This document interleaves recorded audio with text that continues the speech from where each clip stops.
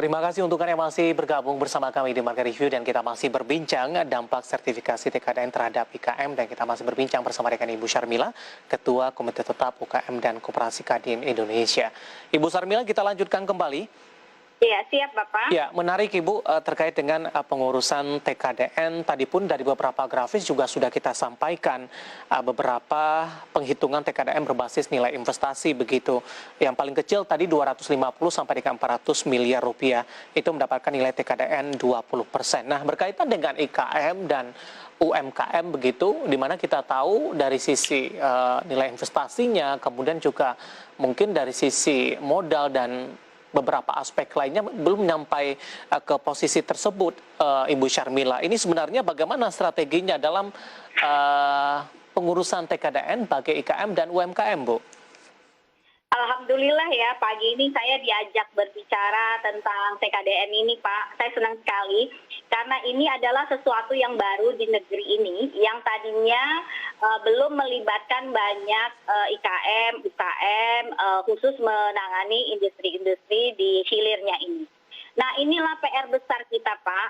Ketika kita sendiri-sendiri IKM atau UKM melaksanakan industri ini, tidak akan bisa berhasil, Pak David. Jadi kita mau nggak mau, ini kita harus melibatkan pemerintah dalam hal ini di masing-masing kabupaten kota.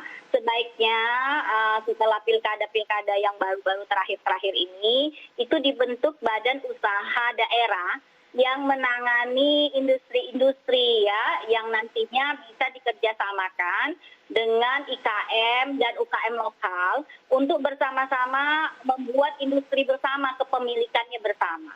Karena nanti bisa aja pemilik TKDN-nya atau sertifikasi itu dimiliki oleh Pemda atau badan usaha milik daerah itu, tetapi yang mensuplai bahan bakunya, yang mensuplai tenaga kerjanya, yang mensuplai alat-alat kerjanya, biarlah masyarakat UKM dan IKM.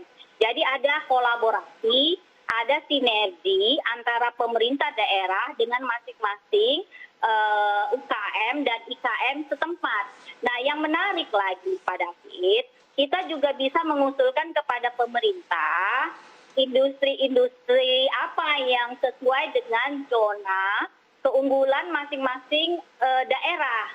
Misalnya sertifikasi TKDN untuk perikanan kelautan di kabupaten atau di provinsi mana.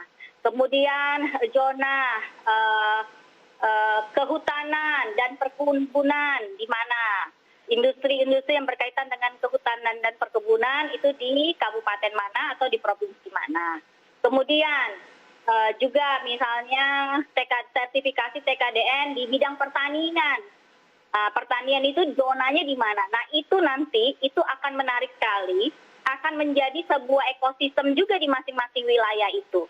Jadi ini yang Bapak tanyakan ke saya ini adalah sesuatu yang baru di Indonesia, di negeri kita ini. Ini luar biasa nih Pak David, pertanyaannya pun saya sangat suka dan ini pun tantangan buat kita.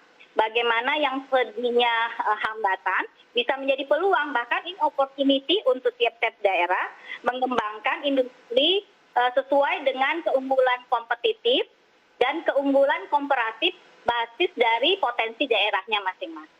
Itu Pak. Baik, ketika anggarannya mahal sekali kan, Bapak tahu tadi miliaran Pak, bahkan ratusan miliar membuat sebuah industri gitulah, miliaran Pak. Baik, ketika skenario ini berjalan dengan baik, Ibu Syarmila, dan tentunya ini juga akan menjadi kekuatan tersendiri terkait juga dengan program pemerintah dalam memulihkan ekonomi nasional di tengah pandemi COVID-19.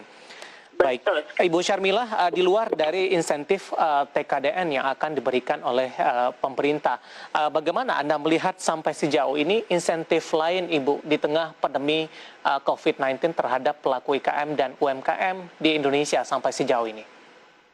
Oke, khususnya di industri ya Pak? Ya. Oke, di industri saya melihat insentif pemerintah bisa melalui permodalan.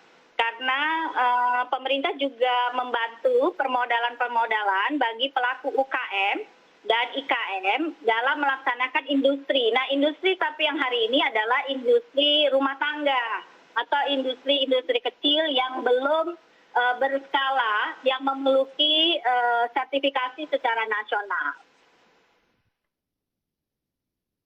Baik, Ibu Syarmila, kita ingin tahu juga Ibu bagaimana kondisi terkini dari pelaku IKM dan UMKM di Indonesia sampai sejauh ini pasca dari pandemi COVID-19. Tekanannya seperti apa Ibu?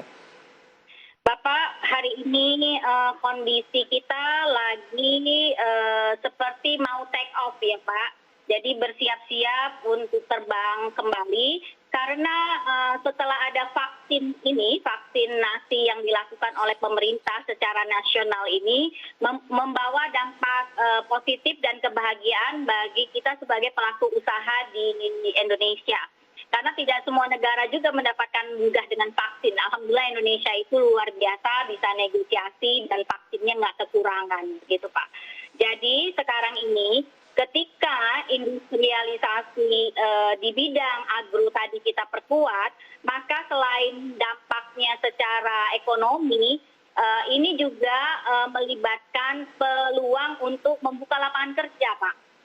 Jadi ini kalau ini insentif-insentif yang terkait dengan pemerintah berikan ini akan membuka lapangan kerja dan kondisi hari ini lapangan kerja itu habis-habisan Pak turun. Jadi banyak sekali pengangguran terjadi karena sektor-sektor pariwisata itu drop. Nah, kemudian sektor industri juga drop, daya beli turun. Nah, mudah-mudahan dengan ada vaksin ini dan peraturan-peraturan pemerintah melakukan zonalisasi untuk penanganan COVID ini secara lokal atau mikro, itu membawa dampak positif buat kita. Baik. Dan insya Allah estimasi saya 6 bulan lagi lah ini masih berkeluh kesah begini 6 bulan lah. Ya, selama 6 bulan ini kita bersiap-siap lah untuk take off Pak, kembali Pak. Baik, Ibu Syarmila, waktu kita cukup terbatas. Terima kasih sudah bergabung bersama kami di Market Review.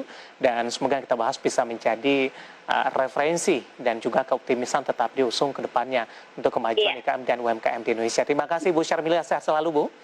Sama-sama Bapak juga sehat ya. Baik, terima kasih Ibu Syarmila, Ketua Komite Tetap UMKM dan Koperasi Kadin Indonesia. Dan tetap di tempat Anda, karena setelah ini Market Review akan segera kembali dengan topik yang berbeda. Nanti kita akan coba membahas bagaimana prospek industri pembiayaan mikro. Kami akan segera kembali sesaat lagi.